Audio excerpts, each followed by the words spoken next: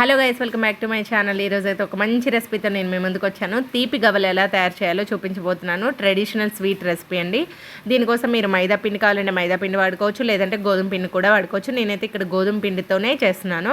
2 కప్పులు గోధుమ పిండి వేసుకొని, అలాగే చిటికెడు ఉప్పు వేసుకున్నాను. నీళ్ళు వేసుకొని మెత్తటి పిండిలాగా కలుపుకొని అయితే పెట్టుకున్నాను. ఇది కొద్దిసేపు పక్కన నాననివ్వాలి. ఆ తర్వాత అరకేజీ పిండి తీసుకున్నాను. నేనైతే అరకేజీ పిండికి అరకేజీ బెల్లం తీసుకోవాలి. అరకేజీ బెల్లాన్ని ఇలా దంచి వేసుకొని ఒక చిట్టి గ్లాస్ వాటర్ అయితే ఆ బెల్లం ఇలా మునిగేంత వాటర్ యాడ్ చేసుకుంటే సరిపోతుంది. ఇలా ఇది మొత్తం నానిన తర్వాత దీన్ని పొయ్యి మీద పెట్టుకోవాలి. ఓకే, ఇక్కడ పిండి అయితే మనకి కొంచెం నానిపోయింది.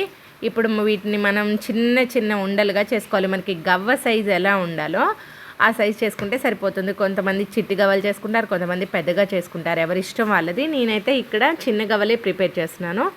ఇంకో ఈజీ ప్రాసెస్ ఏంటంటే పిండిని మొత్తం ఇలా రోల్ లాగా చేసుకొని చకా ఇలా కొంచెం చేత్తో ఉండలాగా చుట్టేసేస్తే ఫాస్ట్గా అయిపోతుంది. మనకి చాలా ఈజీగా కూడా ఉంటుంది అన్నమాట ఇలా ప్రాసెస్. దీన్ని మైదా పిండితో కూడా చాలామంది చేసుకుంటారు. హెల్త్కి అంత మంచిది కాదని చెప్పి నేను గోధుమ పిండితో అయితే చేశానండి. అరకేజీ పిండికి అరకేజీ బెల్లం, కేజీ పిండికి అయితే కేజీ బెల్లం వాడుకోవచ్చు. కావాలంటే దీనిలో 1 కప్పు బొంబాయి రవ్వ కూడా యాడ్ చేసుకోవచ్చు ఇష్టం ఉన్న వాళ్ళు. ఇలా ఉండలన్నీ చేసి పెట్టుకున్నాక గవ్వల చెక్క అని మీకు మార్కెట్లో దొరుకుతుంది. దానికి కొంచెం ఆయిల్ రాసుకొని ఇక్కడ చూపిస్తున్న విధంగా ఒత్తుకున్నారంటే మీకు గవ్వలు రెడీ అయిపోతాయి.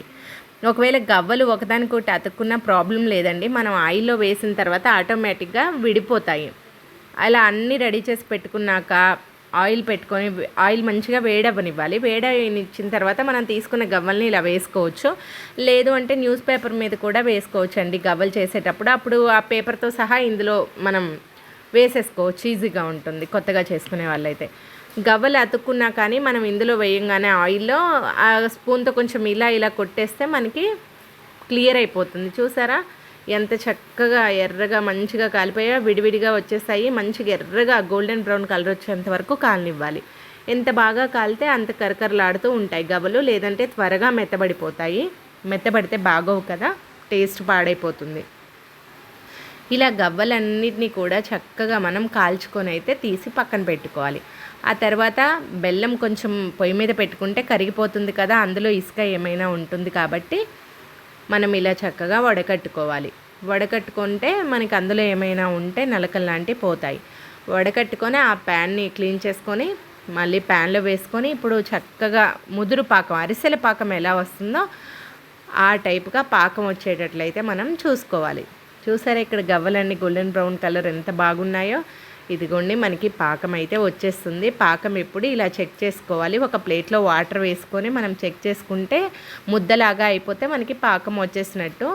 లేదు అంటే ఇలా లూజ్ పాకం అయితే గవ్వలకి సరిగా పాకం అనేది పట్టదు, బెల్లం పట్టకపోతే బాగోదండి అంతగా. ముదురు పాకమైనా పర్వాలేదు కానీ మరీ ముదురుగా ఉండకూడదు, మరీ అలా అని లేతగా ఉండకూడదు. మాకు పాకం అయితే వచ్చేసింది. మేమైతే చూపిస్తున్నాను కదా, ఇక్కడ గవ్వల్లోకే మొత్తం పాకాన్ని అయితే వేసేసుకున్నాము. వేసుకొని ఇలా గంటితో తిప్పుతూ ఉంటే ఆ గవ్వలన్నిటికీ చక్కగా పడుతుందండి పాకం. కొద్దిసేపు అలా వదిలేసామనుకోండి, ఇక తర్వాత గవ్వలు వాటికవే వస్తాయన్నమాట. ఒకవేళ గవ్వలు రాకపోతే ఈ ప్యాన్ని కొంచెం గ్యాస్ మీద పెట్టి వేడి చేసినా కానీ మనకి ఊడొచ్చేస్తాయి గవ్వలు. చూసారా ఎంత చక్కగా పాకం అంతా పట్టిందో. ఇగోండి తర్వాత కొంచెం చేసుకునేటప్పుడు అతుక్కున్నా ఇలా విడివిడిగా చేసుకొని వేసుకుంటే సరిపోతుంది. చూసారా గవ్వలు ఎంత బాగున్నాయో. టేస్ట్ అయితే చాలా బాగుంది. మీకు నచ్చితే నా రెసిపీకి ఒక లైక్ చేయడం అస్సలు మర్చిపోవద్దు. ఛానల్ని సబ్స్క్రైబ్ చేయండి.